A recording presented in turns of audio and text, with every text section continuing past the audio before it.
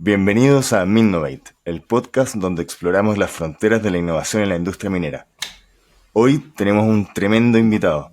Juan Pablo Bustos es ingeniero industrial, hizo un MBA en INSET, tiene una vasta experiencia en minería, fue consultor para una de las consultoras más grandes del mundo, trabajó en la industria tanto del oro como del cobre y en los últimos años se especializó en análisis y mejoramiento y también en productos digitales a través de las Digital Factories de BHP. Juan Pablo, cuéntanos un poco de tu carrera, con tus propias palabras.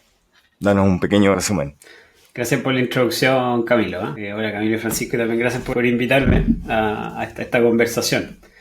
Bueno, les cuento, yo, como dijo Camilo, partí hace unos 13 años o 14 años más o menos en la minería. Partí trabajando en una empresa de oro que era bastante pequeña, pero bastante compleja y con minas en varios lugares. Y acá en Chile tenía un par de minas cerca de Copiapó, que alguna todavía existe por allá de oro.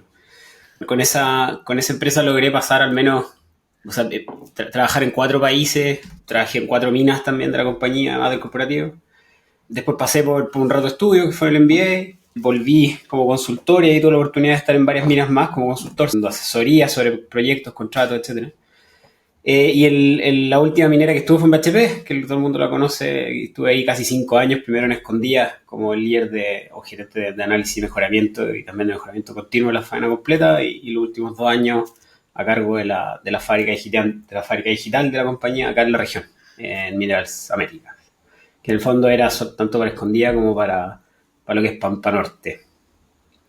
Tengo 2 perros, me gustan harto los animales, me gusta harto hacer deporte también, así que fue bastante bueno en su momento poder estar en Escondida, porque hacer deporte a 3.000 metros de altura te permite hacer mucho mejor deporte cuando estás a nivel del piso. Juan Pablo, tomando tus palabras y bueno, sumándome también al agradecimiento de que estés participando en el podcast. Un honor contar con tu presencia, un gusto, qué bueno que estás participando. Juan Pablo, nosotros vemos que tienes un background, digamos, académico con fuerte base en la mecánica. Vimos por ahí que has hecho algún intercambio en UCLA, luego tomaste un máster muy orientado a lo que es la mecatrónica, robótica y automatizaciones. Luego migraste un poco tu carrera hacia la gestión de proyectos, luego un MBA.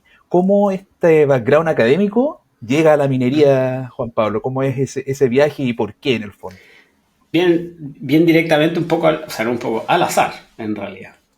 Cuando salí de la universidad, salí a la vida, entre comillas, y partí trabajando en las empresas más o menos estándar a las que los ingenieros de mi universidad se suman, que son, por un lado, retail primero, y por otro lado, finanzas. Seguros en realidad, pero el lado financiero. Pero lo que andaba buscando en esa época era poder trabajar fuera de Chile. Esa era mi aspiración, y quería, como entre comillas, validarme como que era capaz de trabajar en otro país o en otra cultura, y principalmente en Estados Unidos, pero voy a hacer en otros países. Entonces me acuerdo que peleando con las finanzas ahí en una empresa que se llamaba Seguros Interamericana, que era AIG, el 2007. Entonces el 2008 AIG se vino a piso y quedó la crema. Salí justo antes. Y estaba ahí peleando, como un poco sufriendo, como cuando estás en un lugar en el que realmente no te gusta hacer lo que estás haciendo. Y me llegó un correo que me llegó como al inbox de la universidad, y como así chiquitito. Tampoco me llamaron. Y ese correo lo que decía era, bueno, estamos contratando para a un programa, algo así como los graduados de BHP, pero en este caso se llamaba, tenía un nombre que era GG, Generación Dorada, algo así. Y la promesa de este proyecto es que te vamos a mandar a trabajar afuera. Es una empresa que se llama Kinross, que no tenía idea qué empresa era.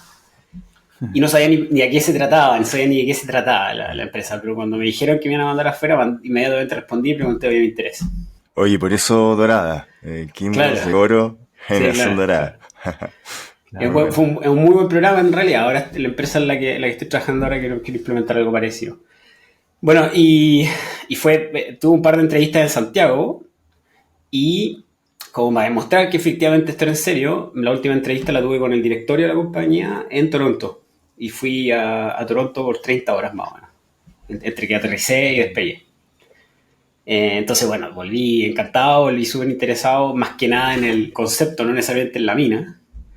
No conocía, como te digo, muy bien la minería en ese momento. Y me dicen, después de esa entrevista, apenas aterrizo, me dicen que yo era seleccionado. Entonces empecé a hacer mis maletas rápidamente para ver para qué país me tenía que ir. pero me dijeron, no, primero tenés que quedarte un tiempo en Chile a trabajar en una de estas minas que quedan en Copiapó, y después de eso ya vas a poder viajar. Ya, para entrenarte en el Entonces, fondo. claro, pero entonces como te fijas se puede decir al azar o puede ser una fortuna, porque si no habría ese correo o si no me llegaba ese correo, que fue un correo medio masivo, quizás nunca hubiese entrado a la industria y probablemente me hubiese quedado, no en finanzas porque no lo estaba pasando muy bien, pero hubiese encontrado algún rol en otra empresa más parecida a lo que me interesaba. Sí, ese punto creo que es vital. Nosotros, uno de los objetivos del podcast es difundir la minería y mostrar en el fondo que en la minería caben muchos tipos de perfiles muy diversos y muy distintos. Y así como tú, yo también llegué casi por azar a la minería. A mí lo que me gustaba era la innovación. Entonces, acá existe ese espacio como para poder desarrollar carreras con perfiles muy diversos. Juan Pablo, ¿cómo fue entonces que después llegaste a la consultoría?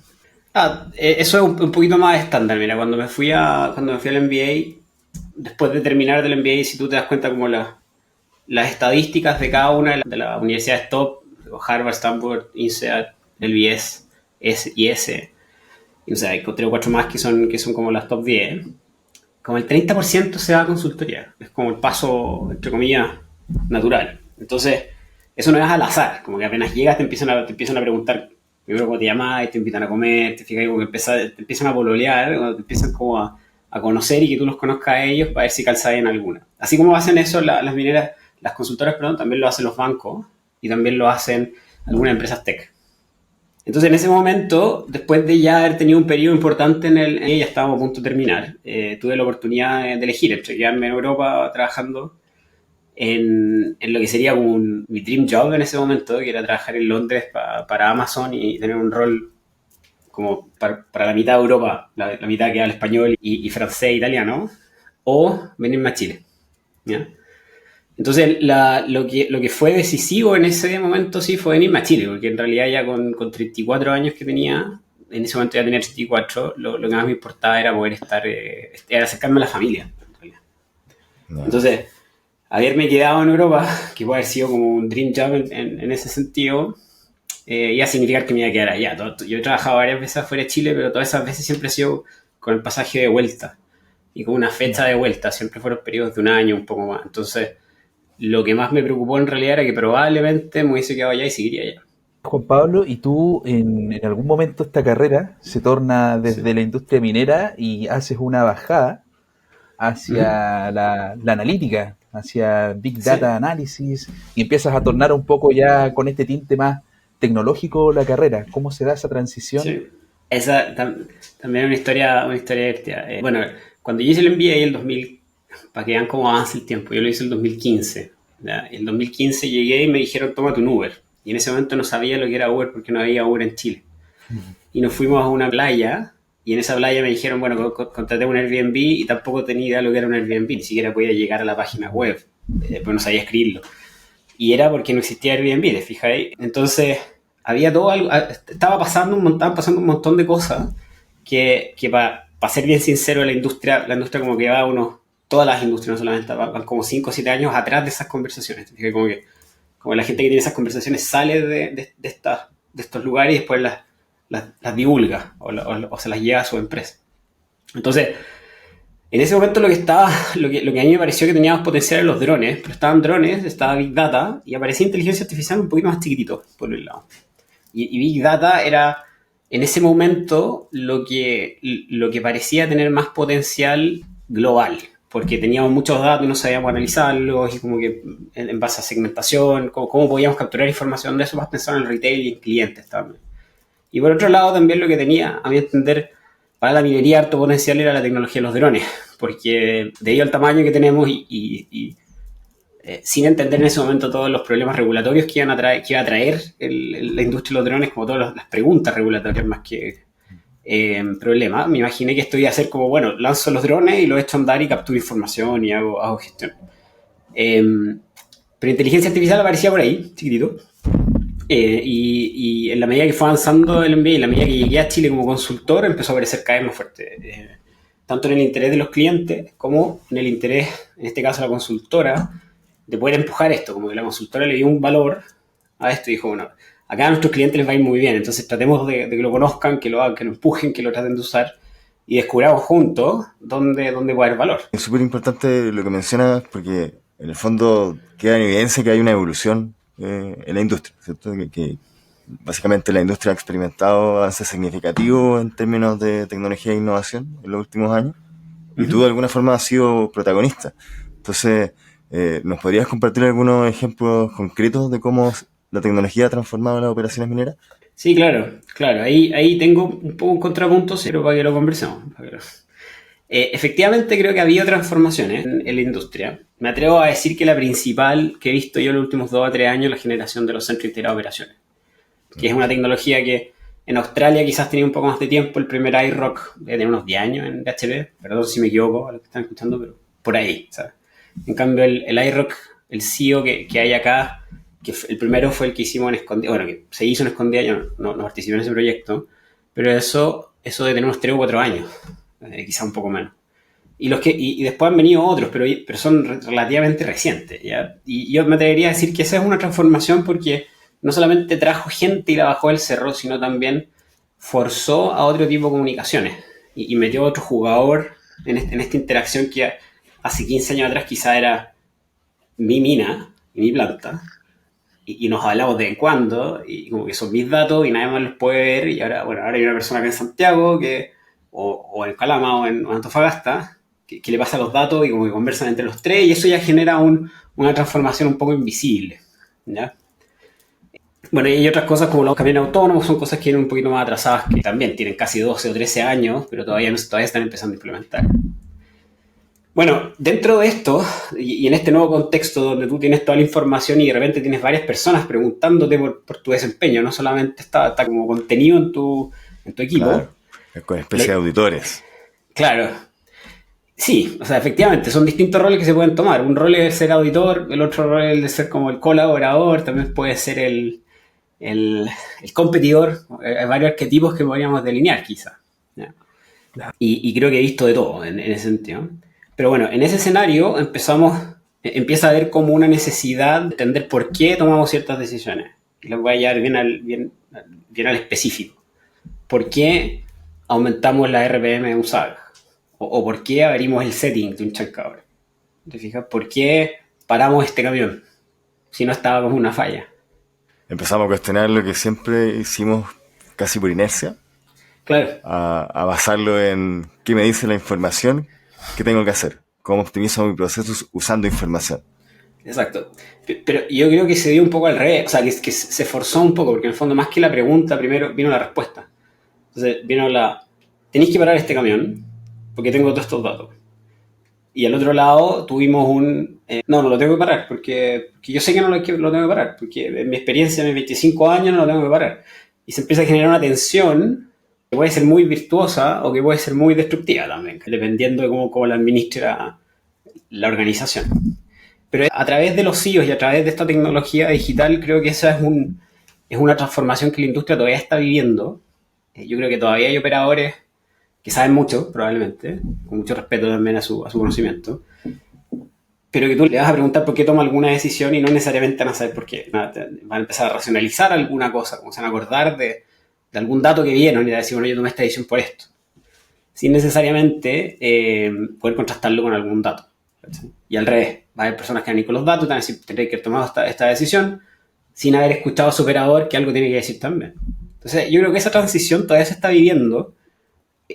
Hace poco, hace menos de un año, estuve en un par de CIOs y la situación estaba parecida. O sea, esa tensión todavía existía y aparecía estaba el operador ya no tan joven, sino que con un poquito menos de experiencia, pero aún así siguiendo los lineamientos de la persona que le enseñó. Y al otro lado aparecía el ingeniero de proceso o el ingeniero el cientista de datos con alguna sugerencia distinta. Ahí, Juan Pablo, se debe dar algo muy interesante, que es cómo logramos alinear y generar esta sinergia entre lo que te está diciendo el dato, puramente con cientistas de datos, cómo lo alineamos con la visión del operador, que es puramente operación, cómo logramos articular esto, que lleguemos a una respuesta común que añada valor por lo demás. Me imagino que ese espacio es súper interesante. Tú recién mencionabas un contrapunto cuando Milo te lo comentó. Sí, bueno, a mí entender, quizás me estoy adelantando un poco, pero a mí entender ahí está la raíz del problema o la oportunidad. porque va a haber una tensión y esto al final esa tensión la lleva a las personas, no necesariamente a la información, como la información son cosas que voy a poner en la mesa, pero al final cómo se maneja esa relación y cómo esa persona que recibe un input es capaz de capturarlo, dar feedback, entenderlo y no sentirse atacado a veces, ¿cachai? Y cómo la persona que a lo mejor entrega ese input y le dicen que no se va enojado, retando y diciendo esta cuestión es un desastre. ¿Cómo gobiernas eso y lo convierte en una conversación colaborativa? Puede hacer que una aplicación que diseñaste o un sistema que hiciste, incluso un sistema experto, no necesariamente algo muy innovador, se usa un 2% del tiempo o se usa un 80% del tiempo. Y el 2% que es estático, el 80% se va mejorando. Y después al 81%, porque hicimos algunos cambios en las matrices, ¿te fijas? Y empieza a mejorar. Entonces, a mi entender, esa es como la piedra angular de esta transformación. Y muchas veces no se observa y no necesariamente se administra de forma explícita o de forma intencionada, sino que pasó. Juan Pablo, tú mencionaste, mira, fíjate cómo estamos conversando de colaboración de alguna manera. Estamos viendo de qué manera la minería se convierte en un negocio colaborativo. De hecho, las tendencias que vienen hablan de que ya no se habla de una automatización total, parcial, sino se habla de una automatización colaborativa en que los sistemas expertos, las personas, la tecnología que tenemos a disposición trabajan colaborativamente. Sabemos que la innovación en la minería a menudo se basa justamente en esta colaboración de estos actores, empresas, proveedores. ¿Cuál ha sido tu experiencia en términos de esta colaboración? ¿Cómo ves el futuro en cuanto a esta tecnología e innovación? Juan Pablo, cuéntanos un poquito más quizás de esa sinergia. Bueno, les voy a poner un ejemplo primero como para después contarle por qué pienso lo que pienso. Cuando tú estás en un cargo ejecutivo en una empresa que puede ser minera o de otro lado y quieres probar una nueva tecnología o empezar a desarrollarla, desde que tomaste la decisión hasta que tienes un equipo andando estás probablemente a 8 meses de distancia. Porque entre medio hay procesos de reclutamiento, hay procesos de aprobación, hay procesos de búsqueda, después de encontrar que la gente esté o no esté. Entonces hay todo un retraso que muchas veces va a hacer que ni siquiera lo quieras hacer, que en algún punto tu jefe, todos tenemos un jefe, si eres un CEO, el directorio te diga, no, en realidad esta cuestión no anduvo, tenés que pararlo. ¿Sí? Entonces, para empresas grandes y ricas en términos de recursos como las mineras mayores, yo creo que, esto es una opinión, pero me parece que es fundamental que sean capaces de integrar y colaborar por un lado, con el ecosistema, que por un lado es las empresas proveedoras, principalmente las proveedoras, las majors, Microsoft, AWS, GCP y algunas de esas, algunas más chiquitas. Y también colaborar con el ecosistema local, que te permita escanear y entender dónde está el talento en las startups, escanear y entender dónde está el talento en las consultoras de tecnología, para que ellos te puedan ayudar a acelerar esto. Y tú en ese camino también decidir si quieres hacerlo, si quieres que sean tuyos, o sea, si quieres que sea parte de tu brazo, de tu músculo, o si en realidad es mejor que se quede afuera, porque funciona mejor allá, y el valor lo extraemos de forma colaborativa en conjunto. Entonces, yo he visto los dos modelos operar, con éxito los dos modelos y también con fracaso, con aprendizaje los dos modelos, pero lo que creo que nunca va a resultar es que lo hagan solos y que una empresa diga de un día para otro ya, yo voy a ser experto en esto y en 10 años más, quizás en 10 años más van a estar diseñando una red social. No, y también se sale un poco de su core de negocio. Entonces, de repente, pastelero tus pasteles y eso genera sinergia. O sea, al igual que los países se especializan y cada uno tiene su producto, lo mismo pasa con las empresas. Las empresas tienen un core de negocio donde está su conocimiento y está bien que la tecnología y el análisis de datos y la inteligencia artificial hoy en día está en boca y en boca de todos. Pero no por eso todas las empresas se van a convertir en empresas de tecnología. Es mejor que empresas especializadas aporten ese conocimiento y tú te dediques a tu core de negocio. Pero igual es una decisión estratégica, pero ahí lo que te dicen los libros, entre comillas, que es un poco lo que comentas tú, que pareciera ser medio genérico, pero es real, o sea, a veces da gusto incluso ver cómo se traduce en la realidad lo que tú lees quizás en algún lado o hace un tiempo atrás, ¿cachai? Que en el fondo efectivamente, Si tú tienes una rueda que está girando a cierta velocidad y al otro lado viene, no sé, una rueda ovalada que gira a alguna otra velocidad, tú no vas a poder operar ese equipo y al revés, tú acá no van a poder operar el equipo acá. Y lo otro que pasa también es que la tecnología avanza mucho más rápido de lo que somos capaces de adoptarla. Incluso los seres humanos. ¿Fijas? Entonces, la cantidad de cosas nuevas que aparecen todos los días en tu celular, es absurdo que nosotros podamos, que un ser humano las adopte todas, como que adoptas algunas, ¿no? Y para empresas grandes, medias pesadas, ¿no? Como gorditas, como la industria minera o la industria incluso la banca, que al final Sí. FinTech la vino a romper, ¿cachai? Esta empresa les cuesta mucho adoptar y hacer suya esta tecnología. Entonces, tratan, te fijas, pero por ejemplo, las mineras están haciendo un catch-up con digital y están haciendo un catch-up con la nube todavía. Hay varias mineras que están todavía actualizando procesos de compra y actualizando procesos de reclutamiento, ¿cachai? Que son como la base de una empresa como Mercado Libre que nace con todo eso automático, filo. Y ahora apareció ChatGPT y aparece Generative AI, ¿cachai? Y por otro lado tienes, en otros lados tienen análisis de video y como que puedes detectar caras. Entonces el catch-up es, y pensar que tú lo vas a poder hacer, que tú te vas a poder poner ahí al frente como una empresa minera, yo creo que es muy difícil, o sea, pagaría por ver, entre comillas. Como me encantaría que eso ocurra y verlo, pero lo encuentro muy difícil. Necesitáis esa sociedad. Y además se da la particularidad que en la industria minera son empresas, como bien decías tú, súper grandes, que gran parte de su éxito radica en, también lo mencionaste, en tener procesos. Sí. Y tener procesos genera rigidez, entonces esa rigidez nos resta velocidad. No es lo mismo una startup que se adapta a las tecnologías de forma casi instantánea o tiene la velocidad para hacerlo, versus Sí. una industria minera que tiene sus procesos y que están ahí por una razón. En la industria minera también hay vidas en juego, entonces no nos podemos de repente arriesgar a implementar nuevas tecnologías porque no conocemos los riesgos asociados que trae estas Claro. implementaciones. Entonces, ahí también existe este otro aspecto de que el cambio tecnológico también le pega mucho a generar cambios en la cultura y en la organización, que también lo mencionaste tú en cierta medida. Entonces, ¿cómo crees tú que se abordan estos desafíos relacionados a la adopción de las nuevas tecnologías en las empresas? ¿Cuál fue tu experiencia? ¿Cómo pudiste gestionar ese cambio y capacitar también a los empleados para que cambien su mentalidad? Bueno, enojando a mucha gente en realidad. Hubo muchas personas que en el camino quedaron un poco enojadas porque, para darle un ejemplo, y esto no es solamente, o sea, no es de mi experiencia, sino que es de mi experiencia en general, no de la última experiencia, pero para tomar decisiones en las empresas mineras grandes, desde que estás listo para pedir la autorización hasta que te dan la autorización puede pasar 4 meses, ¿cachai? Y son como el comité, la preparación del comité, el comité siguiente, la preparación del comité, responder las preguntas, las nuevas preguntas. Y ahí recién te liberan fondos y ya tienes como una validación ejecutiva. Eso es muy válido para comprar un camión. O sea, yo no te voy a decir que no, ¿cachai? Porque es una inversión estratégica muy poco reversible.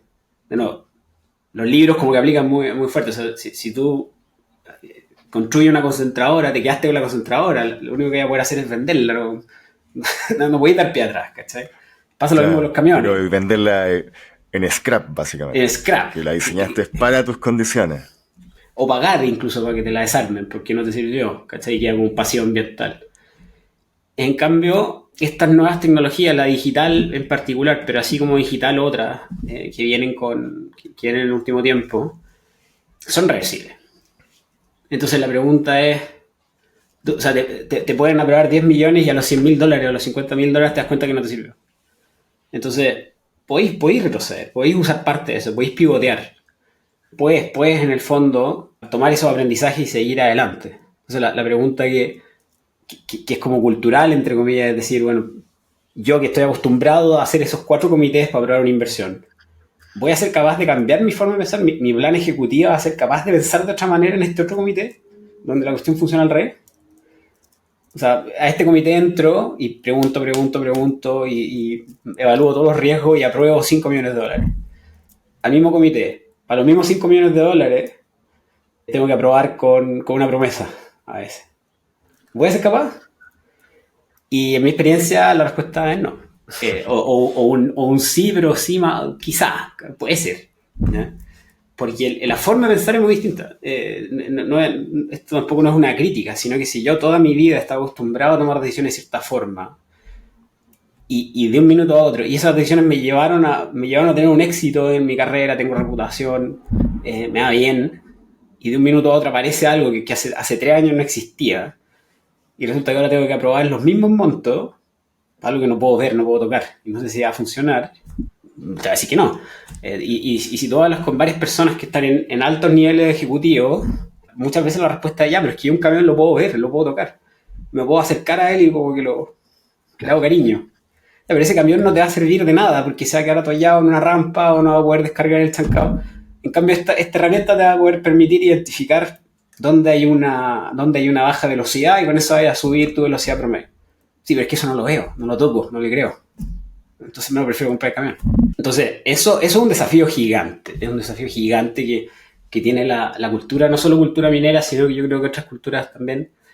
Pero en particular la minera es un desafío gigante que yo creo que se va poniendo, que se va oponiendo a este catch-up del que hablamos hace 3 minutos atrás, que es como acá adelante me están creando poesía en un segundo desde mi celular porque le pedí que me lo creara ChatGPT, y donde estoy parado yo ahora no me atrevo a aprobar 2 millones de dólares porque necesito ver 40 estudios para tener esa aprobación.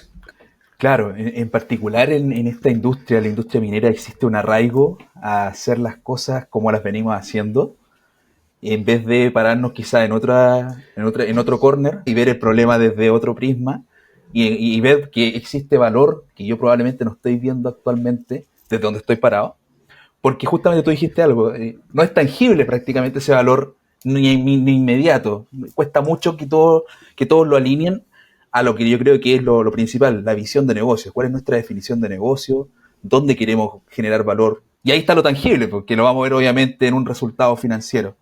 No siempre viene desde el operativo, sino que más bien viene de un análisis desde que recoge lo operativo, recoge lo estratégico, recoge lo corporativo, lo integramos a una visión holística y sacamos un impacto tangible. Pero es un viaje largo. Para mí ese punto es muy interesante porque como que se hace visible en distintas cosas que van ocurriendo, ¿cachai? Entonces, las decisiones y ese plan estratégico está creado de nuevo por las mismas personas que les fue muy bien haciendo las cosas como hacen, y eso está bien, te fijas, porque eso permite tener una industria más segura, donde haya menos accidentes, etcétera, que es una industria que controla el riesgo.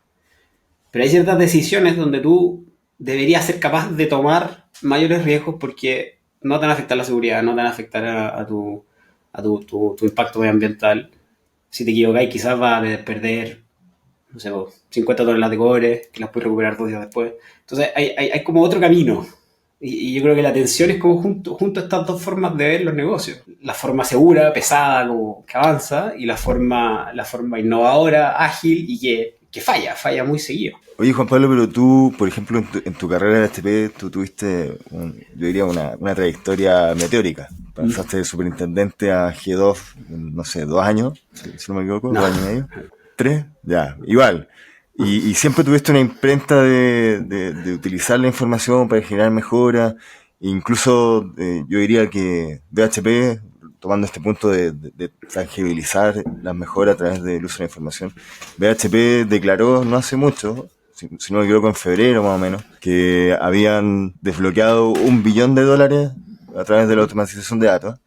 Sí. Y eso yo creo que tiene mucho de tu imprenta también, de la gestión que tú estuviste haciendo ahí. Entonces, ¿cómo eso de tangibilizar ese tremendo valor ayuda o no a esta transformación digital y romper esta resistencia al cambio? Sí, bueno, yo creo que eso ayuda y va a ayudar tremendamente, pero me parece que va a ayudar más cuando aparezca un unicornio o cuando aparezca alguna startup que a través de una transacción el mercado valide ese valor. Entonces, dentro del contexto de la operación, hay ciertas métricas que son muy tangibles y eso ayudaba mucho.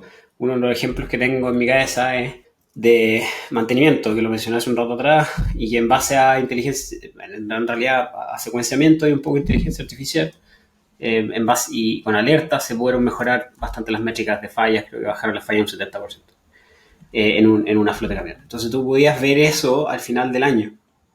Y todas las dudas que hubo en el camino, porque hubo dudas hasta el último minuto, todas las dudas se fueron disipando cuando tuviste visibilizar ese efecto, ese impacto, ¿no? Entonces, ese tipo de ejemplos, en la medida que vayan apareciendo, multiplicándose, y que se puedan trazar hasta el EBITDA, hasta el último KPI del scorecard de la compañía, precisamente van a ir ayudando a que las personas que están acostumbradas a no tomar riesgos, y que prefieren no tomar riesgos, empiezan a decidirse a tomar riesgos, y como que sigan a los innovadores. Ahí la teoría también aplica en el contexto de los innovadores, early adopters, y después los laggards que vienen detrás de los que están innovando. Y eso sin duda tiene un impacto fuerte, Juan Pablo, en la fuerza laboral, ¿no? O sea, como la introducción de esta tecnología de avanzada, de punta, automatización, inteligencia artificial, genera ciertas preocupaciones, genera un impacto, de hecho, en esta industria. Entonces, ¿cómo tú ves que se abordan esto? ¿Qué oportunidades ves? Creo que es interesante ver qué oportunidades ves de esta transformación digital, que, dicho sea de paso, estamos hablando de una transformación digital. ¿Cómo ves tú las oportunidades? Sí, mira, ahí lo quiero separar en dos cosas. El primero, con respecto a las oportunidades, precisamente movernos hacia una cultura basada en los datos. Que sea capaz de congeniar esa experiencia, tomar todo lo mejor de esa experiencia y también desafiar esa experiencia cuando hay algo que no está validado, no se puede validar, ¿te fijas? Entonces, eso debería llevarnos a tomar mejores decisiones, a hacer una empresa, a hacer empresas más seguras, con menos accidentes fatales. Y naturalmente las personas, al tener un lugar donde se desarrollan más seguro, se sienten más comprometidos con la compañía. Es muy distinto hablar hoy día de la minería de lo que era hace 50 años atrás. Hoy día la minería en Chile, y creo que esto pasó en los últimos 5 años, bastante respetada, y tanto Anglo American como BHP y también AMSA, que invierten mucho para que la gente conozca la compañía y conozca el negocio, demuestran con acciones que en el fondo vienen a ayudar, no vienen a depredar, ¿cachai? Entonces, estas son puras cosas que tendrían que ayudar a la industria a traer de vuelta a esa gente que me parece que hoy en día no está eligiendo o elige menos la industria que antes. Si tú te vas a Australia, a otros países, falta gente. Acá en Chile todavía no, pero yo creo que va a pasar. Bueno, lo que me lleva a un desafío, pero un desafío donde creo que la minería, o sea, que la tecnología de datos y esto es como la gran solución, entre comillas, es que hay mucha gente que está empezando a pasar a retiro en varias empresas. Y cuando tú tienes una faena con 30 años, y a ustedes probablemente les ha tocado, muchas veces son 1 o 2 personas los que saben qué hace esa válvula. No necesariamente está en un plano, el plano está actualizado. Y 1 o 2 personas saben cómo reparar ese equipo que está descontinuado y que no lo actualizamos, y esa persona se va a retirar. Y se va a retirar y se va a ir a descansar después de entregarnos 40 años de su vida aportando. Entonces no vamos a tener a quién preguntarle. Y de repente se va a parar la planta y se va a parar por 2 semanas porque nadie sabía que teníamos que mover esa válvula que tiene la persona. Entonces son esfuerzos que no veo tan tangibles, pero son esfuerzos que por lo menos yo estoy empujando en mis roles, en mi rol en el que estoy ahora, en cómo capturar todo eso y cómo poder dejarlo en algún lado para que cuando ocurra esta información esté ahí para que los nuevos administradores puedan tomar esas decisiones que hoy en día las toma esta gente. Entonces se piensa que la gente es irreemplazable, y efectivamente tú sacas a una persona y la empresa va a seguir funcionando, pero hay veces que sacáis alguno de eso y te atrasaste un par de años y volviste a tus desempeños de hace 3-4 años atrás, ¿cachai? Entonces a veces son 6 años perdidos. Como a mí me pasa con algunas empresas que trabajé, no sé, hace 8 años atrás y después hablé de nuevo 7 años después y está teniendo los mismos problemas que resolvimos hace 7 años atrás. ¿Por qué? Porque la gente cambió y no lograron ponerlo en algún lado en el que esto se sostuviera. No se capturó el conocimiento. Claro. Oye, y respecto de esta nuevas tecnologías, hay mucha gente que está muy preocupada de lo que es automatización. Piensan que van a ser reemplazadas por machine learning o por la inteligencia artificial y que ya no van a tener un espacio. ¿Tú cómo ves esa preocupación? ¿Crees que es fundada o infundada? Mira, bueno, respuesta corta, creo que es infundada. O sea, sí, creo que es infundada. Sí la veo. O sea, yo sé que esa preocupación existe y veo como la gente en algunos casos puede llegar a tener ese temor. Y es muy lógico tener ese temor. Pero lo que se contrapone a eso es que hasta el momento vemos que todas estas tecnologías tienen límites y no son capaces realmente de reemplazar a una persona. Son capaces de reemplazar algunas actividades de esas personas. Son capaces de acelerar algunas de esas actividades. Pero en algún momento llegan a un punto, un hub, donde ahí esa red neuronal en ese punto necesita una persona que tome una decisión o que canalice la información hacia algún lado para tomar decisiones. Yo creo que el ejemplo más claro de eso son los autos autónomos, que después de 15.000, 20.000, no sé cuántos miles de millones de dólares de investigación, todavía no son autónomos. Y probablemente no van a ser autónomos, porque incluso cuando ya tienes todo resuelto, empieza un dilema ético detrás de qué pasa si hay una luz roja y viene un camión, ¿acelero o freno? ¿Cachai? Y si yo digo acelero, todos los autos en todo el mundo van a acelerar en ese momento. Y el que tomó esa decisión fue el codificador, no es la persona. Entonces, empiezan a haber una cantidad de desafíos que hacen que a mí me cueste ver un escenario en el cual la inteligencia artificial, por lo menos en la próxima década, o quizás más, reemplace efectivamente a las personas. Lo que sí esperaría es que nos haga mucho más productivos. Oye, en ese sentido, justo ahora que empieza a hablar un poco del futuro, ¿hacia dónde crees que va la industria minera? ¿Cuáles crees que van a ser las tecnologías que más van a impactar? ¿Cómo crees que las compañías tienen que prepararse para aprovechar estas oportunidades que se van a desarrollar? Buena pregunta. Bueno, voy a tratar de tirar un par de ideas a la mesa, y ahí me encantaría también escuchar su opinión. Mira, veo como un escenario en el futuro donde hay, como les dije, una escasez crónica de gente. Y creo que lo que veo es que las inversiones detrás de la autonomía en minería están orientadas a eso, están como orientadas a una visión estratégica en 15 años más por la inversión de la pirámide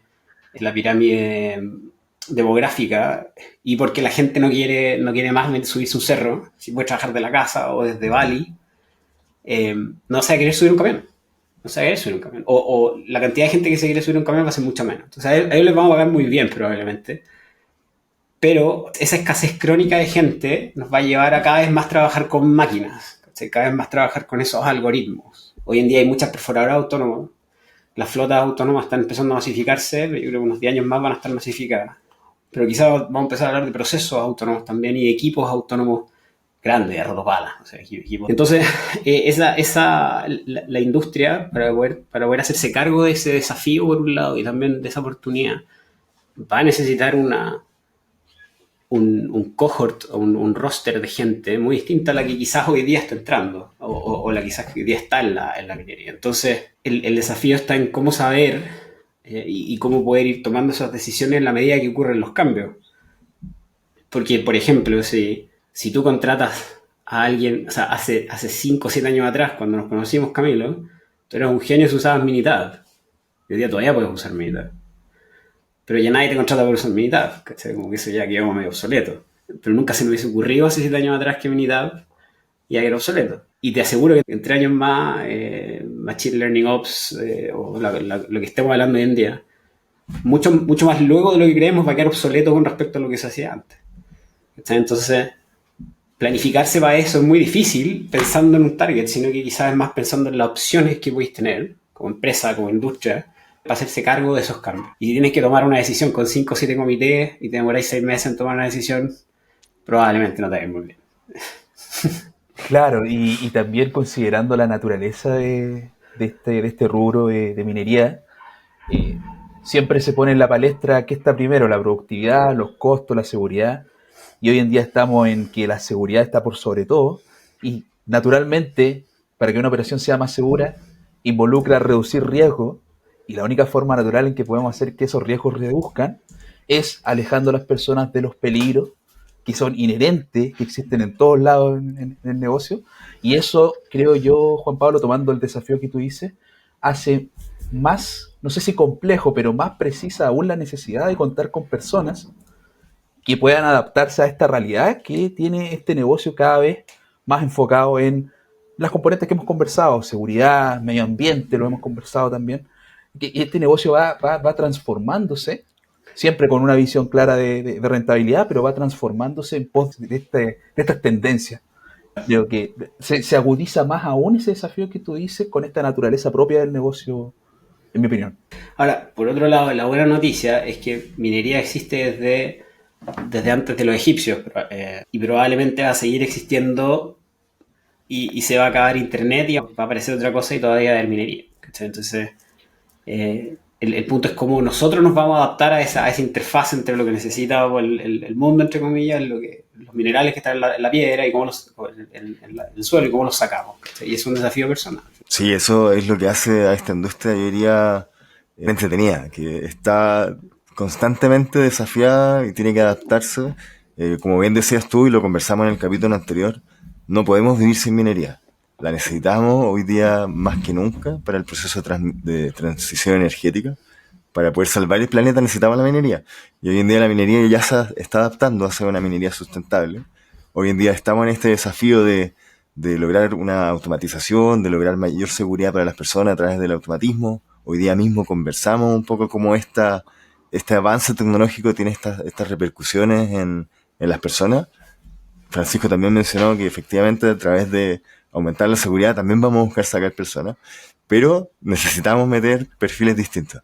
Y yo creo que ese es el gran desafío, ese es también un poco el objetivo que nosotros tenemos hoy en día en el podcast, de comentar que la minería ya no es, y ya lo he dicho varias veces, pero la minería no es hoy en día el pico y la pala y el viejito pegándole a la piedra. Hoy en día es una industria altamente desarrollada, altamente tecnológica, que necesita perfiles distintos, y esa es un poco nuestra misión. Así que, Juan Pablo, no sé si tiene algunas palabras de cierre, pero la verdad, para mí ha sido realmente un placer tenerte acá, conocer tu perspectiva desde la experiencia, desde un protagonista de la transición, desde un protagonista de implementación de tecnología y del cambio en la forma de hacer minería. No, muchas gracias, chicos, por la conversa. Estuvo bien interesante y entretenido. Los felicito también por esta iniciativa. Ojalá que en un par de años vea el capítulo 500 y se pueda ir siguiendo como algunos de esos podcasts que llevan ya casi décadas transmitiendo. Y bueno, cuenten conmigo para alguna otra conversación si quieren y podemos tocar otros temas. Feliz de incorporarte, Juan Pablo. Me sumo a las palabras de agradecimiento de Milo. Ha sido un gusto, una conversación tremenda. Creo que abrimos un paraguas tremendo de tópico. Pasemos por varias veredas. Así que feliz de tenerte acá. Muchas gracias por tu presencia. Y gracias también a la audición, que nos ha ido bastante bien con la estadística. La verdad, el podcast nos sigue sorprendiendo y creemos que esta iniciativa, la verdad, al parecer tiene mucha más adherencia de la que pensamos en un principio, con invitados como los que estamos trayendo a la mesa, y creo que esto se vuelve más exponencial. Sí, bueno, y extender la invitación a la audiencia al próximo episodio. También tenemos un capítulo súper entretenido. Vamos a tener a una invitada que también es protagonista de la industria minera y hoy en día está desafiando en el ambiente de la excelencia operacional. Así que también estén atentos, que vamos a ir entregando algunas pistas a lo largo de la semana.